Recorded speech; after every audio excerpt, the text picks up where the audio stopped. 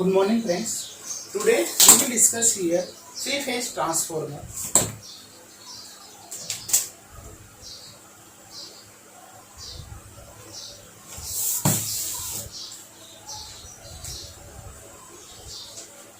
Three-phase transformer.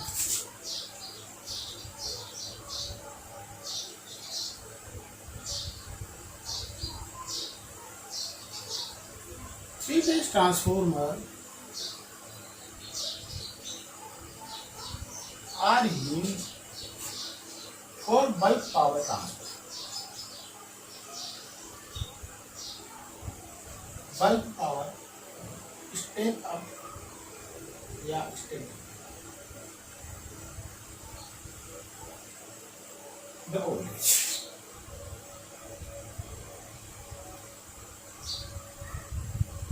जहाँ पे आपकी बहुत ज्यादा पावर रहती है तो वहाँ पे आपको थ्री फेज ट्रांसफार्मर की जरूरत पड़ती है. Three phase transformer used for the bulk power transfer. हाँ, बल्क पावर को आपको एक प्राइमरी से सेकेंडरी में अगर ट्रांसफर करना है तो उसके लिए आपको थ्री फेज ट्रांसफार्मर की जरूरत पड़ती है.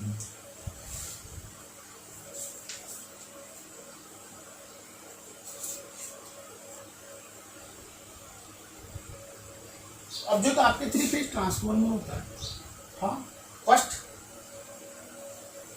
we use three single phase transformer. Three single phase transformer are in three phase transformer. या तो आप तीन सिंगल फेज ट्रांसफार्मर की हेल्प से आप थ्री फेज ट्रांसफार्मर बनाओगे और इसको आप बोलते हो ट्रांसफार्मर बैंक. या फिर आप केवल three phase a single unit three phase transformer. हाँ, अब इसमें क्या करोगे आप, केवल आप एक ही कंस्ट्रक्शन लोगे, एक ही ट्रांसफार्मर बनाओगे जो कि थ्री फेज ट्रांसफार्मर का. इसमें primary and secondary of each phase, सभी फेज की प्राइमरी और secondary are placed at same core या स्ट्रक्चर, जो अपन अभी देखेंगे. हाँ, क्या होगा कि आप सेम कोर लोगे, सेम कोर पे प्राइमरी भी और सेकेंडरी वाइंडिंग भी दोनों की तीनों पेज की आप एक ही कोर पे, एक ही पेज पे आप तीनों को प्लेस्ड करोगे. हाँ, इसमें आप तीन अलग अलग सिंगल पेज ट्रांसफार्मर लोगे और तीनों ट्रांसफार्मर को आप 120 डिग्री फेज डिस्प्लेसमेंट पे आप ऑपरेट कराओगे. हाँ, 120 डिग्री फेज डिस्प्लेसमेंट पे आप ऑपरेट कराओगे. हाँ, ऐसे भी आप थ्री फेज ट्रांसफार्मर बना सकते हो और ऐसे भी आप थ्री फेज ट्रांसफार्मर बना सकते हो. हाँ, तो अगर अपन advantage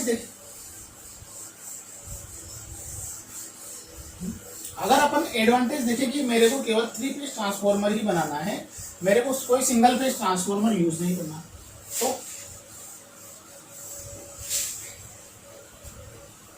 single unit three phase transformer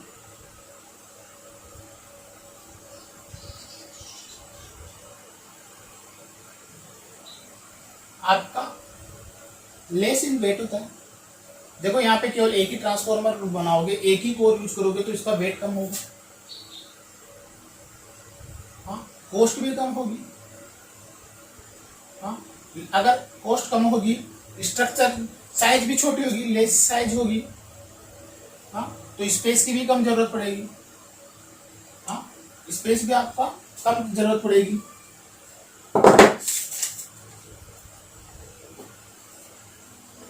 और इसका एक मेन डिसएडवांटेज है, if any one winding of transformer are damage, अगर थ्री फेज ट्रांसफार्मर में कोई भी एक वाइंडिंग अगर आपकी डैमेज हो जाती है, then we replace this transformer by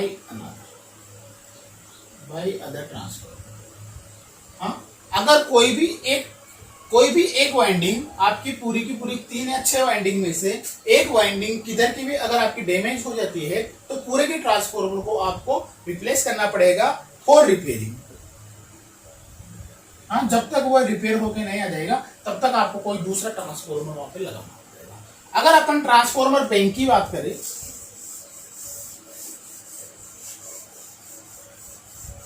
अगर ट्रांसफार्मर बैंक की बात करें जहां पे आप 3 सिंगल पेज ट्रांसफार्मर बैंक, हाँ, 3 single unit transformer, single phase transformer, जहां पे आप 3 अलग अलग सिंगल पेज ट्रांसफार्मर को यूज कर रहे हो। हाँ, तो अगर आपको सिंगल पेज ट्रांसफार्मर को लाना है तो उसकी ट्रांसपोर्टेशन कॉस्ट कम होगी।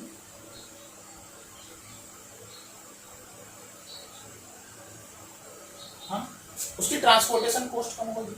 और एनी वन ट्रांसफार्मर, कोई भी एक ट्रांसफार्मर, तीनों ट्रांसफार्मरों में से एक transformer are operated at full load, full KVA rating, एक इम्बैलेंस लॉस। अगर आपका इम्बैलेंस लोड है,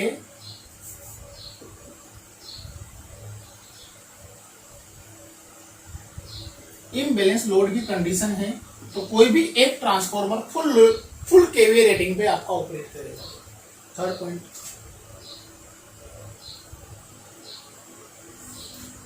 एनी वन ट्रांसफार्मर, अगर कोई भी एक ट्रांसफार्मर आपका आर डैमेज, अगर यहां पे आपका कोई भी आपका ट्रांसफार्मर डैमेज हो जाता है, देन रिमेनिंग 2 ट्रांसफार्मर, बचे हुए दोनों ट्रांसफार्मर आर ऑपरेटेड एक वी कनेक्शन की तरह या ओपन डेल्टा कनेक्शन की तरह ये ऑपरेट करेगी। हाँ, एक रिड्यूस्ड केवीए रेटिंग, इसकी रेटिंग पहले की तरह रेटिंग नहीं होगी, लेकिन ये वर्क करेगा और रिड्यूस्ड केवीए रेटिंग पे वर्क करेगा वी कनेक्शन की तरह या ओपन डेल्टा की तरह। अगर यहाँ पे कोई एक आपका ट्रांसफार्मर खराब भी हो जाता है तो उसको आप रिमूव कर दीजिए, उसको रिमूव करके जो रिमेनिंग 2 ट्रांसफार्मर है आपके पास वो वी कनेक्शन की तरफ वर्क करेंगे और उनकी केवीए रेटिंग भी आपकी थोड़ी कम हो जाएगी, लेकिन तीनों के तीनों ट्रांसफार्मर आपका फुल लोड केवीए रेटिंग पे वर्क करेंगे और यहाँ पे आपका कोई भी इफेक्ट नहीं पड़ेगा। ये नहीं है कि भाई अगर आपका एक ट्रांसफार्मर खराब हो जाता है तो वी कनेक्शन की तरह वर्क तो करेंगे, लेकिन अगर आपको जरूरत नहीं है कि भाई मैं हाई केवीए रेटिंग का यहाँ पे ट्रांसफार्मर लगाने की कोई जरूरत नहीं है, सेम केवीए रेटिंग का ट्रांसफार्मर आपको वर्क करेगी। ठीक है, अब अपन इसका कंस्ट्रक्शन के बारे में देखते हैं। 3 फेज ट्रांसफार्मर कंस्ट्रक्शन।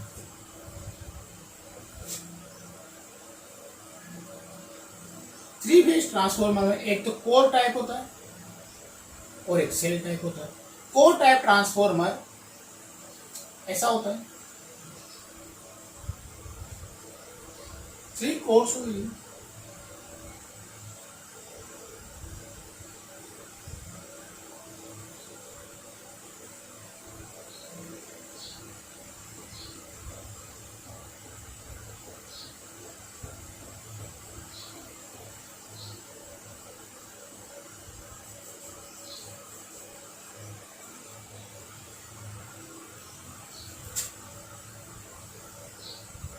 ठीक है।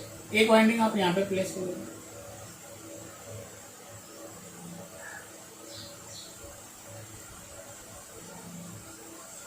एक वाइंडिंग आप यहाँ पे प्लेस कर देंगे,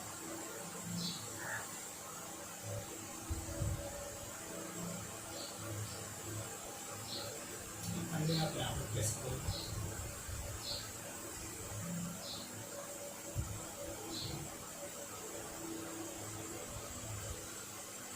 इसका फ्लक्स 5A ले लो, इसका फ्लक्स 5B ले लो, इसका फ्लक्स 5C ले लो। 3 फेज जब सप्लाई को आप लगाओगे यहाँ पे तो तीनों पेज में आपके phi A phi B phi C plus होगा। आपका अगर phi A phi B phi C को अगर आप फेजर डायग्राम में शो करना चाहते हो तो ऐसा होगा, ये फाई ए फाई बी और phi C, A B C में पेज सीक्वेंस ले रहा हूँ ए बी सी। हाँ, तो यहां से आप बता सकते हो phi A plus phi B plus phi C, तीनों की वैल्यू क्या आने वाली है? 0 होने वाली है।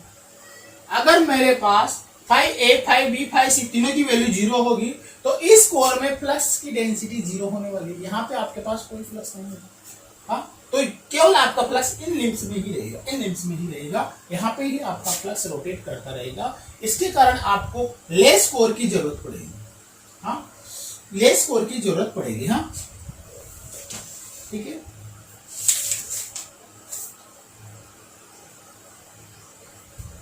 लिख सकते हैं अपन इसमें, यहाँ पे मैं लिख लेता हूं phi A plus phi B plus phi C equal to 0। हाँ, लिम्ब जो ये आपका लिम्ब है, limb need not be constructed for return path of the flux. हाँ, अब देखो यहाँ पे सिंगल फेज ट्रांसफॉर्मर की तरह ऐसा तो है नहीं कि इसका ऐसे करके कहीं पे फ्लक्स रिटर्न पाथ की तरह आ रहा है। हाँ, तो क्या होगा, limb need not be constructed for the return path of the flux any phase, जिस फेज का फ्लक्स की बात कर रहे हो आप, any phase, any two phase are designed for return of remaining phase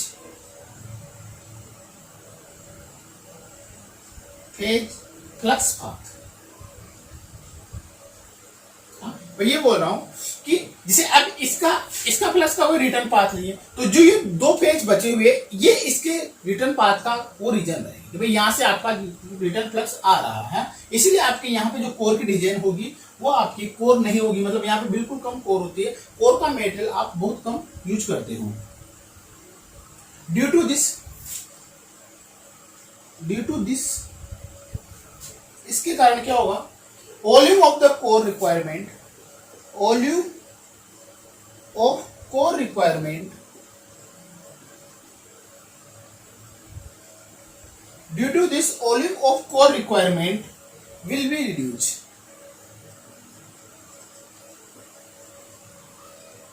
हाँ, आपका इसके कारण कोर का require volume of the core मतलब आपका कोर मटेरियल बहुत कम यूज में होगा। सो इट इज प्रिफर्ड, इसीलिए इसको आप so it is preferred as distribution transformer। हाँ, एक डिस्ट्रीब्यूशन सिस्टम भी है। हाँ, इसलिए इसको आप डिस्ट्रीब्यूशन सिस्टम में प्रीफर करते हैं। एक पॉइंट और लिखिए भाई, क्या बताया हमने अभी तक कि यहां पे कोई लिंब, एक्स्ट्रा लिंब नहीं है इस फ्लक्स के रिटर्न पाथ के लिए।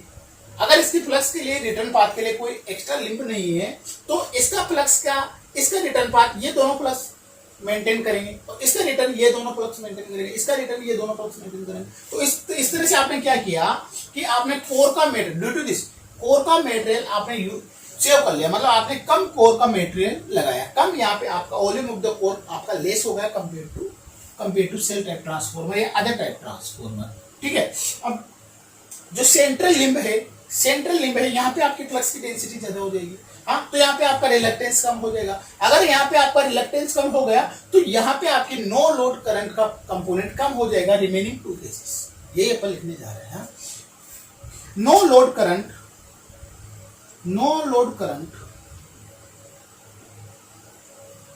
at central limb no load current at central limb will be slightly less than will be slight less than two remaining phase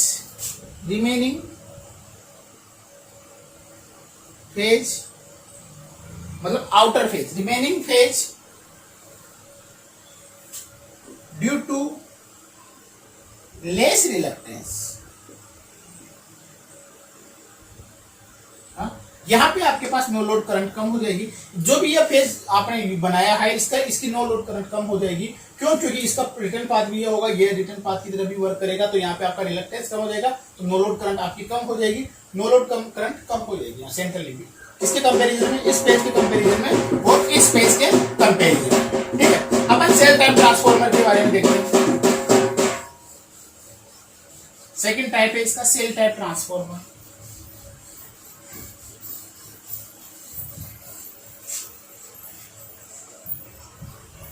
cell type transformer, three phase shell type transformer,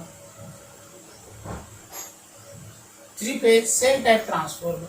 जो shell type transformer है वो आपका उसका construction आपको कुछ ऐसा होता है।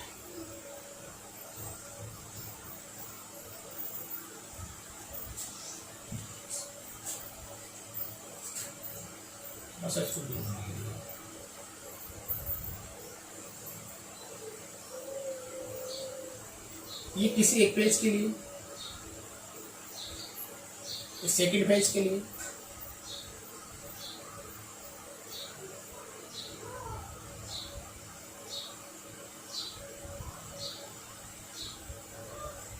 और ये थर्ड पेज के लिए। हमें कोड दोनों तरफ सेम होती है, थोड़ा सा डायग्राम मिस्टेक हो गया, और यहाँ पे आपकी वाइंडिंग्स होती है।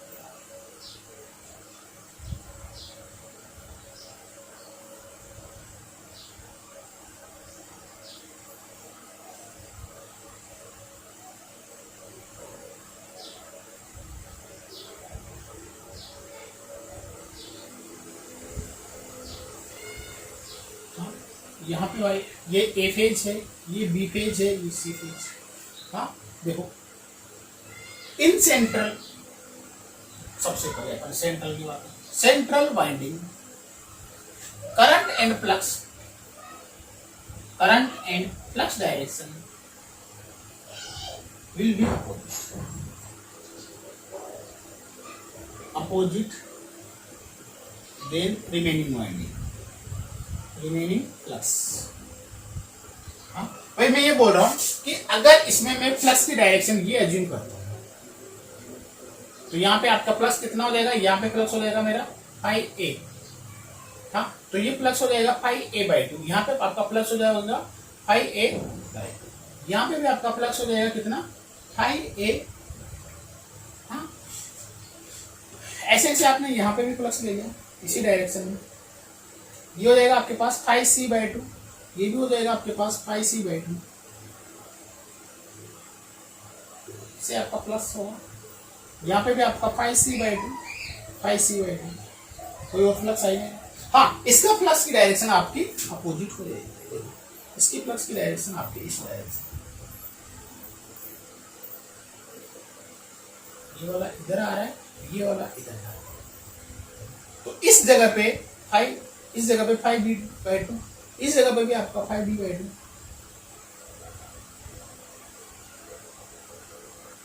ये भी आपका फाई बी बाई 2। हाँ इस जगह पे आपका फ्लक्स हो जाएगा, इस जगह पे phi A by 2 plus phi B by 2।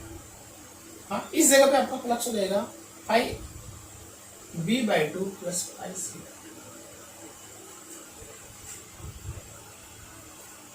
ये आपकी समझ में आना चाहिए। मैंने flux distribution in the transformer,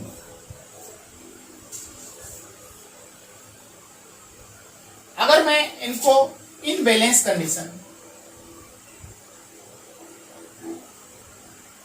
अगर मैं बैलेंस कंडीशन की बात करता हूं, फाई ए एंगल 0 ले लो, फाई बी एंगल 120 डिग्री ले लो, और phi C angle plus 120 degree.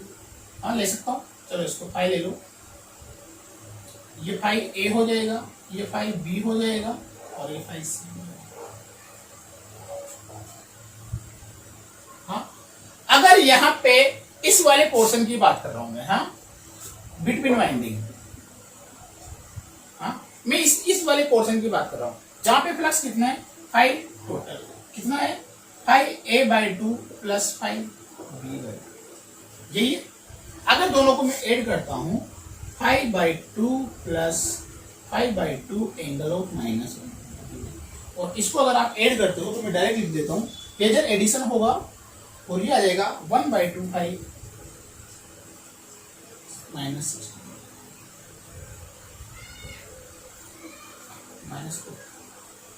-120 को प्लस 240 भी लिख सकते हो, ठीक है। अब देखो इस जगह पे आपका फ्लक्स अलग आ गया, हाँ तो यहाँ पे बिटवीन द वाइंडिंग आपके कोर मटेरियल की, क्योंकि यहाँ पे फ्लक्स इंक्रीज होगा, फ्लक्स आपका क्या होगा, इंक्रीज होगा, इस जगह पे आपका फ्लक्स इंक्रीज होगा। अगर आपके पास फ्लक्स इंक्रीज हो गया तो यहाँ पे आपका क्या हो जाएगा, रिलक्टेंस कम हो जाएगा। अगर आपका रिलक्टेंस कम हो जाएगा, अगर आपका रिलक्टेंस कम हो जाएगा तो मटेरियल की जरूरत भी आपको कम पड़ेगी, आपको मटेरियल की जरूरत भी कम पड़ेगी, आपको कोर की जरूरत भी कम पड़ेगी। तो मैं बता सकता हूं in shell type transformer core above and bottom, हाँ above core and bottom cores are greater than central cores. जहां पे आपकी दोनों वाइंडिंग्स जुड़ी रहेगी वहां पे कोर आपकी कम रहेगी और आपके एबव बॉटम और दोनों साइड्स में आपकी कोर ज्यादा है। क्यों? क्योंकि यहाँ पे फ्लक्स ज्यादा हो जाता है तो यहाँ पे आपकी कोर कम हो जाती है, ठीक है। अगर इसको लिखना चाहो तो लिख लो,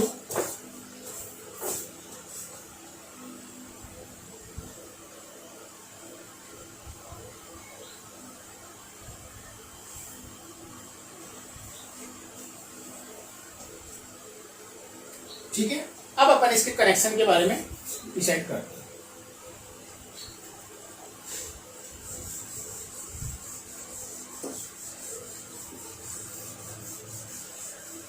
कंस्ट्रक्शन में अपन ने shell type transformer, core type transformer पढ़ा। एक आपका सेल टाइप ट्रांसफॉर्मर होता है, कोर टाइप ट्रांसफॉर्मर होता है, दोनों में क्या डिफरेंस रहता है अपन ने देखा। हाँ अपन ने सेल टाइप ट्रांसफॉर्मर के बारे में फ्लक्स डिस्ट्रीब्यूशन पढ़ा, कोर टाइप ट्रांसफॉर्मर में भी फ्लक्स कैसे रहता है, कितना रहता है, उसके बारे में पढ़ा। अब अपन ने 3 फेज ट्रांसफॉर्मर के कनेक्शन के बारे में पढ़ते हैं। 3 फेज ट्रांसफॉर्मर कनेक्शन,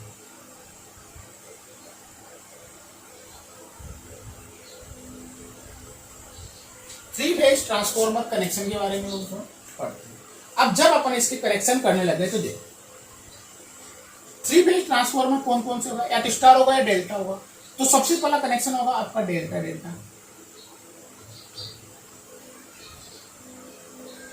या फिर आपका स्टार स्टार कनेक्शन हो सकता है, या फिर आपका स्टार डेल्टा कनेक्शन हो सकता है, या फिर आपका डेल्टा स्टार कनेक्शन हो सकता है। हाँ भाई, या तो डेल्टा डेल्टा होगा, या डेल्टा स्टार होगा, स्टार डेल्टा होगा, या स्टार स्टार कनेक्शन होगा। 4 कनेक्शन आपके पास अवेलेबल है। हाँ इससे पहले अपन थोड़ी सी टर्मिनोलॉजी यूज करते हैं। अगर इनको नोट डाल के लिखना चाहे तो अगर मान लो मैं यहाँ पे लिख रहा हूँ, मैं यहाँ पे लिख रहा हूँ, नोट डाल के लिख लेना।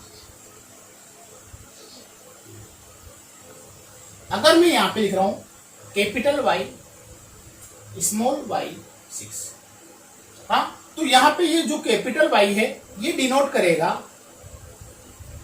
हाई वोल्टेज वाइंडिंग को, ये स्मॉल वाई है ये डिनोट करेगा लो वोल्टेज वाइंडिंग को, और ये 6 है ये डिनोट करेगा क्लॉक डायरेक्शन। हाँ 6 कब बजते हैं, 6 ऐसे होता है क्लॉक, 1 ऐसे 6 वो क्लॉक ऐसे होता है। तो इसका मतलब क्या है, आपके पास 180 डिग्री। हाँ अगर 6 की जगह मान लो यहाँ पे क्या होता, 0 होता, तो कितना होता, 0 डिग्री, 0। हाँ अगर मान लो यहाँ पे ये होता स्टार की जगह डेल्टा, अब डेल्टा का D capital D small D और यहाँ पे 0 ले लो। तो ये किसका, हाई वोल्टेज का। ये कौन C winding, low voltage winding. ये 0 पेज, और पेज कितना है अपने पास, 0। हाँ, अगर यहाँ पे इतना होता स्टार डेल्टा 11, हाँ, तो ये किसका, हाई वोल्टेज वाइंडिंग, ये लो वोल्टेज वाइंडिंग, और ये 11 इंटू 30 आपके पास लेगा।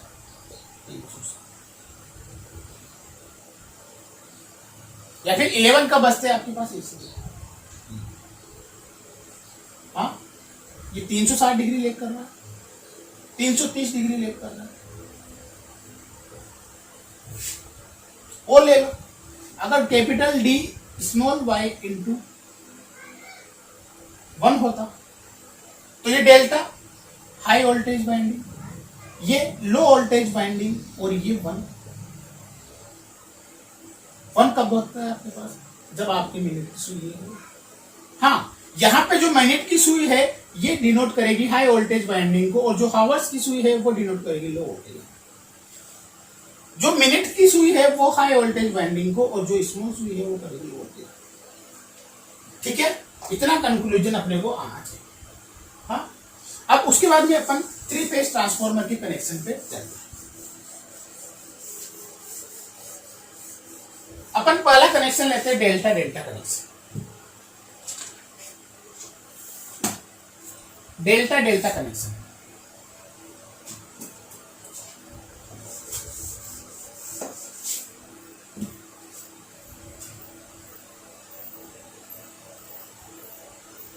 Delta delta connection.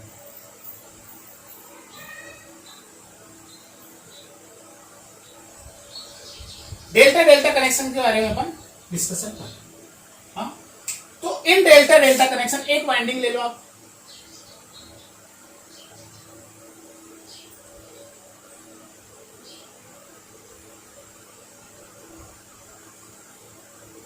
A phase है, ये बी फेज है आपका, और ये सी फेज है। मैंने इसको A1 ले लिया, ये A2 ले लिया, ये B1 ले लिया,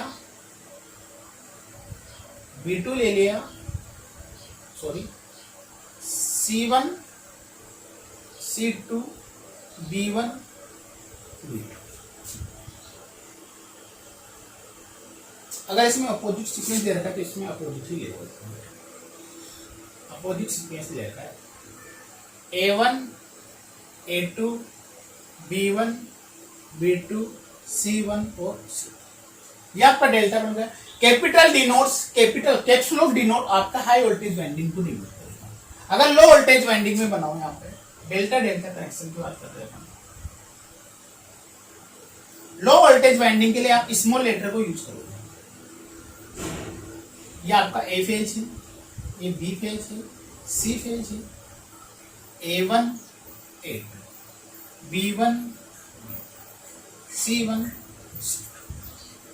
ठीक है। अब मैं इसका फेजर डायग्राम ड्रॉ कर रहा हूं।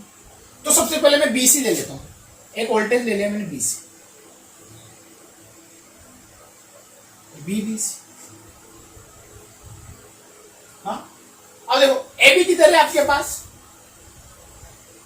AB ये ना AB, तो AB क्या है आपके पास 120 डिग्री है।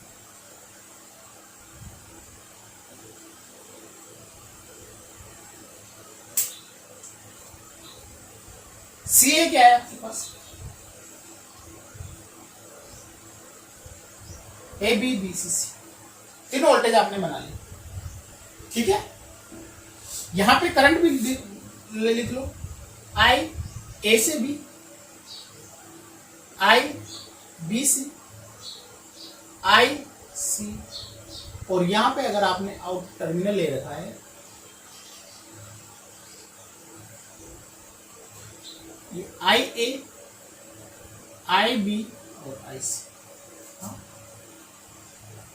तो VABC थोड़ी सी लीक करेगी आपकी करंट IAB। VAB कहाँ है, इससे थोड़ा सा पीछे आपकी करंट ले लो आप IAB।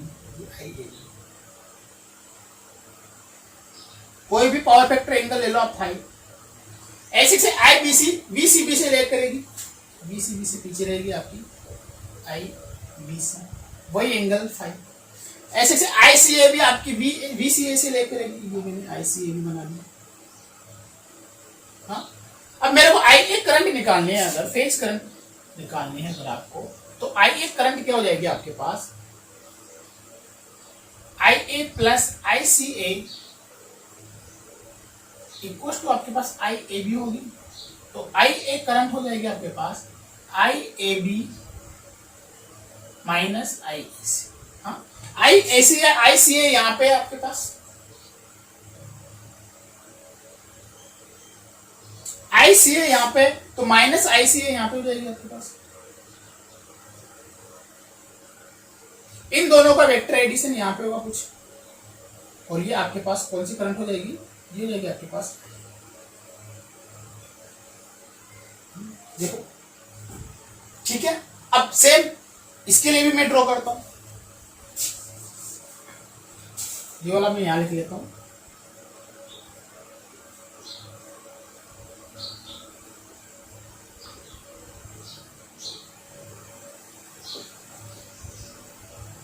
इसके लिए भी मैं ड्रॉ करता हूं, इसके लिए भी मैं बीबीसी,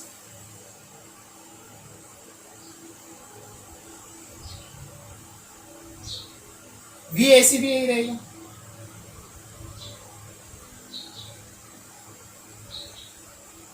सेम है आपके लिए। करंट देखना चाहो तो करंट भी आपके पास ये वाली करंट वही,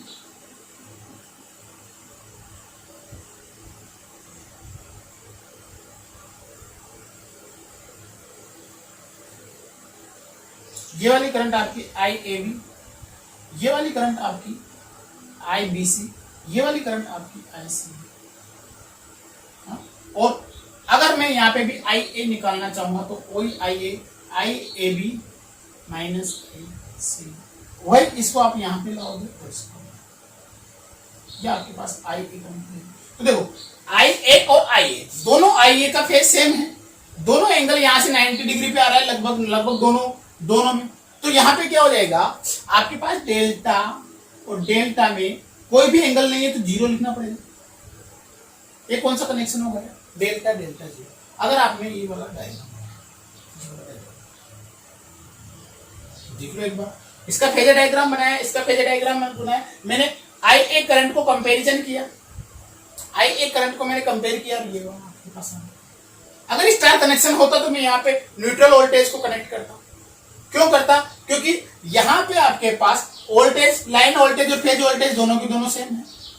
डेल्टा में आपके पास लाइन वोल्टेज और फेज वोल्टेज सेम होते हैं, वहां पे लाइन करंट और फेज करंट सेम होती है, लेकिन यहाँ पे लाइन करंट और फेज करंट अलग है। तो मैंने यहाँ पे लाइन करंट को लिया दोनों केस, ठीक है।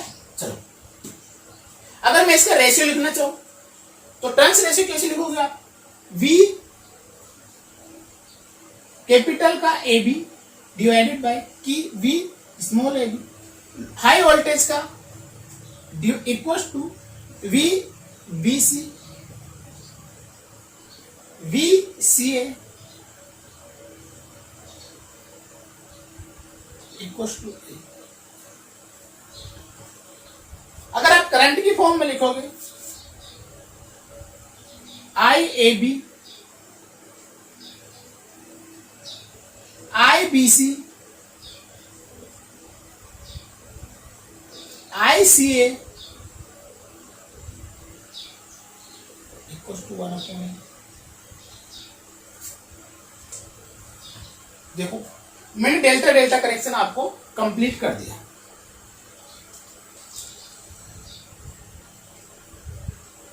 डेल्टा डेल्टा कनेक्शन में अपन ने जो डिस्कशन करना था वो कर चुके। अब इसमें क्या है, आपके पास डेल्टा डेल्टा जो कनेक्शन है आपका सेम पोलैरिटी में, आपके पास कोई एंगल नहीं आ रहा। आपने हाई वोल्टेज साइड में जो वोल्टेज लिया, लाइन वोल्टेज या फेज वोल्टेज, किसी भी एक वोल्टेज को जो कंपैरिजन किया दूसरी साइड में, तो आपका दोनों का फेज क्या आया, सेम आया। दोनों का फेज करंट का दोनों का फेज सेम आया। तो आपने बताया कि यहाँ पे आपका ना तो लीड कर रहा है वोल्टेज, ना लेग कर रहा है, ना करंट लीड कर रही है, ना वोल्टेज लेग कर रहा है, दोनों की दोनों सेम फेज पे आपकी, ठीक है। देखो अब अपन आगे डिसाइड करते हैं।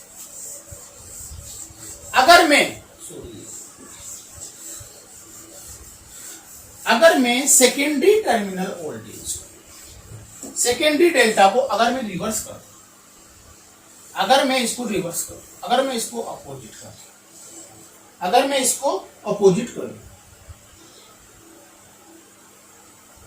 देखो कैसे की, इसको मैंने रिवर्स कर दिया, इस डेल्टा को मैंने रिवर्स कर दिया,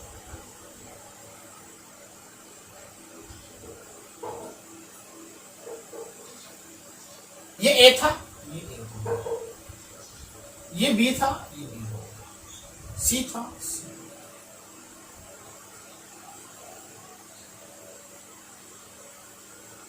रिवर्स कर दिया आपने, तो पोलैरिटी जैसे आप इधर जा रहे थे, पहले इधर जा रहे थे, आप ऑपोजिट जाओ,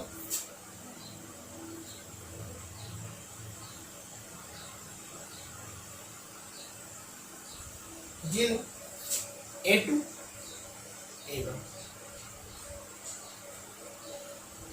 C1 C2 B1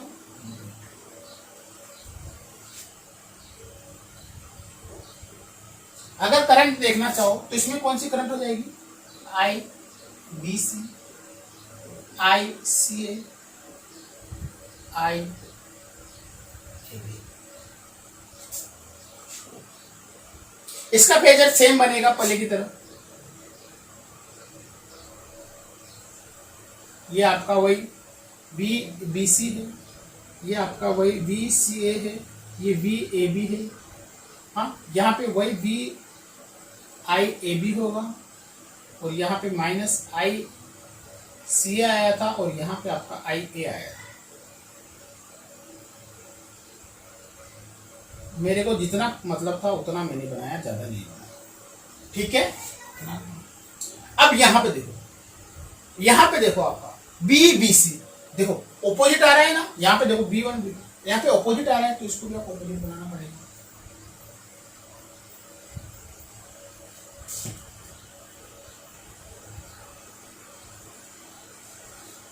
और फिर B C A,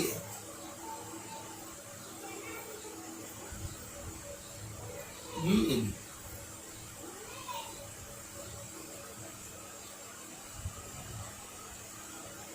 B C के बाद में सी ए के बाद में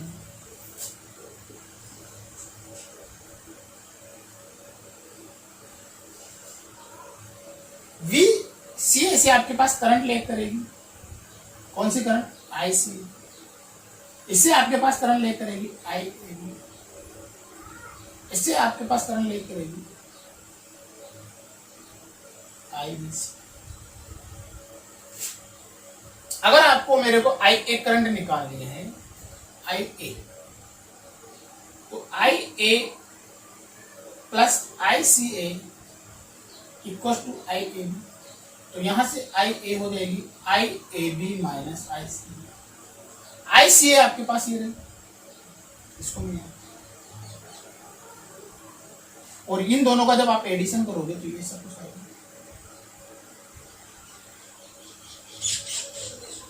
अब देखो यहां पे करंट की डायरेक्शन क्या है, इधर, यहां पे करंट की डायरेक्शन क्या है, इधर, तो ये इसका फेज रिवर्सल हो गया। यहाँ पे करंट की डायरेक्शन आपके ऊपर साइड में है, यहाँ पे करंट की डायरेक्शन आपके नीचे की साइड में, तो ये इसका फेज रिवर्सल होगा। और इसको आप बोल सकते हो, आपने ये भी डी में डेल्टा है, ये भी आपका डेल्टा है, लेकिन आपके पास कितना है, 6 इंटू 30 180 डिग्री एंगल होता है, तो मैंने 180 डिग्री एंगल। इससे पहले वाला कनेक्शन आपने पहले डेल्टा था, स्मॉल डेल्टा था, और कितना एंगल था आपके पास,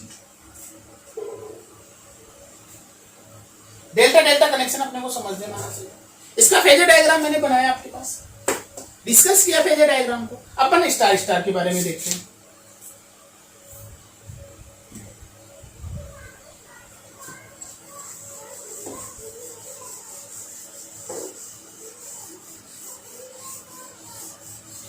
अगर इसके एडवांटेज पूछे तो सिंपल सा एडवांटेज है कि जो डेल्टा डेल्टा कनेक्शन होता है इसमें 3 फेज हार्मोनिक करंट नहीं होती।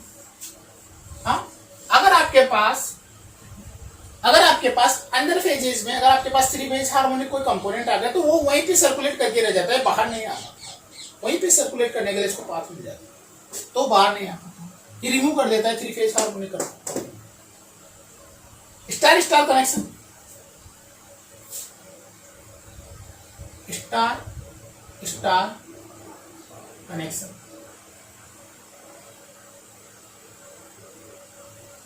अगर स्टार स्टार कनेक्शन की बात करें तो अपन पहले स्टार स्टार बना लेते हैं। सिंपल, ये ले, पहले मैंने बना लिया ये,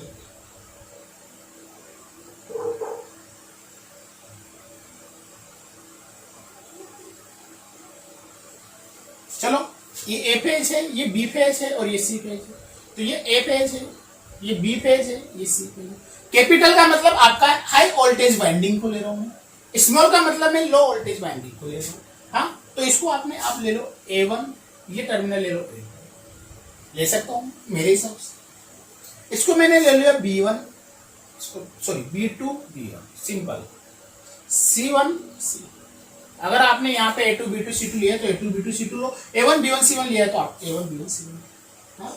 अगर मेरे को सेम पोलैरिटी रखनी है, अगर मेरे को सेम पोलैरिटी रखनी है तो मैं यहाँ पे भी स्मॉल,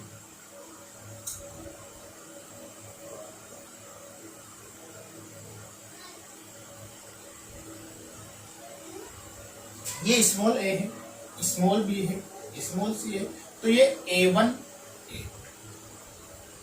B1 C1 C। अगर मैं यहां से कोई फेजर डायग्राम बनाना चाहता हूं, मैं यहां से कोई भी फेजर डायग्राम बनाना चाहता हूं, कोई भी एक को फेजर को रेफरेंस ले लो, कोई सा भी एक फेजर रेफरेंस ले लो। हाँ, क्यों? क्योंकि यहाँ पे आपका लाइन वोल्टेज तो, लाइन करंट और फेज करंट तो सेम है, लेकिन आपका वोल्टेज डिपेंड, लाइन करंट और लाइन वोल्टेज तो सेम है आपका, लाइन करंट और फेज करंट तो आपकी सेम है, लेकिन वोल्टेज डिफरेंट है। तो आप किसी वोल्टेज को ले लो, उसके कोरोस्पोंडिंग अपन फेज वोल्टेज को जा रहे हैं। जैसे मैंने यहाँ पे किसी एक वोल्टेज VBC को, VB वोल्टेज को मैंने, ये वाला टर्मिनल पॉइंट है आपका, तो ये वोल्टेज आपका VB लगेगा। तो मैंने कोई भी एक वोल्टेज ले लिया आपका, ये वाला वोल्टेज ले लिया मैंने VB। चलो ये ले लो, VA ले लो, VA, ये VB हो जाएगा आपके पास, और ये क्या हो जाएगा आपके पास VC। सिमिलर यहाँ पे भी ये आपका VA हो जाएगा, ये आपका VB हो जाएगा, और ये आपका VC। VAB को कंपैरिजन करना पड़ेगा अगर आपको, तो VAB क्या हो जाएगा, VA माइनस VB, तो VB क्या हो जाएगा, ये माइनस VB, और इन दोनों को अगर आप ऐड करोगे तो क्या जाएगा आपके पास, VAB। सिमिलर ये क्या हो जाएगा आपके पास, माइनस VB, और इन दोनों को ऐड करोगे तो क्या जाएगा आपके पास, माइनस। दोनों के दोनों का फेज सेम आया, दोनों के दोनों एंगल सेम आए। अगर दोनों के दोनों एंगल सेम आए तो मैं इसको लिख सकता हूं स्टार, स्मॉल स्टार और कोई आपको ज्यादा करने की जरूरत नहीं। अगर करंट की बात करें तो दोनों में करंट सेम होती है, वहां पे वोल्टेज सेम होता था, आपने वोल्टेज की रेफरेंस बनाई, यहाँ पे मैंने डायरेक्ट बना दी, जिसे मैंने फेजर में लिया। ठीक है, अगर मैं इसको रिवर्स कर दूं, अगर मैं इसको रिवर्स कर दूं, ये इसको तो बनाए रहना चाहिए, है ना। अगर मैं इसको रिवर्स कर दूं, कर दो भाई इसको रिवर्स, घुमाओ,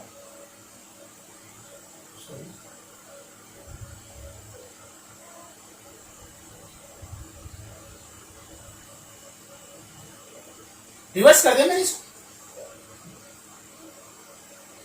ये बी फेज है, ये ए फेज है और ये सी फेज है। देखो B2 B1, तो फिर यहां पे भी क्या हो जाएगा, B2 B1। देखो C2 C1, C2 C1, A2 A1, ये क्या हो जाएगा,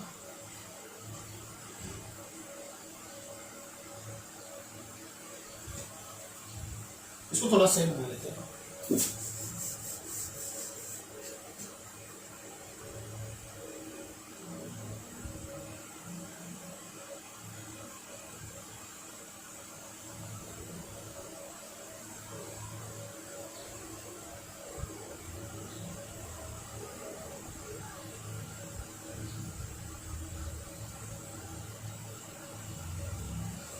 हाँ, यहाँ पे वापस वही VA, ये VB, ये VC, ये माइनस VB, और ये बी ए बी। हाँ यहाँ पे देखो,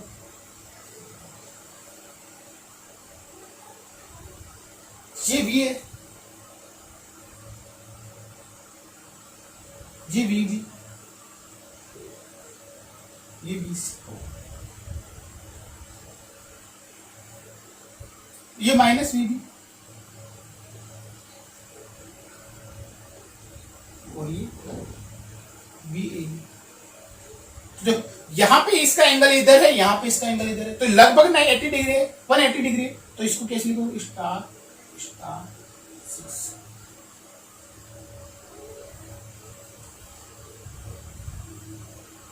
ठीक है, सफिशिएंट है आज के लिए। ओके, अब इसके बाद में जो इसका तीसरा कनेक्शन है स्टार डेल्टा और डेल्टा स्टार कनेक्शन, अपन इसको अगले टाइम पे डिस्कस करेंगे।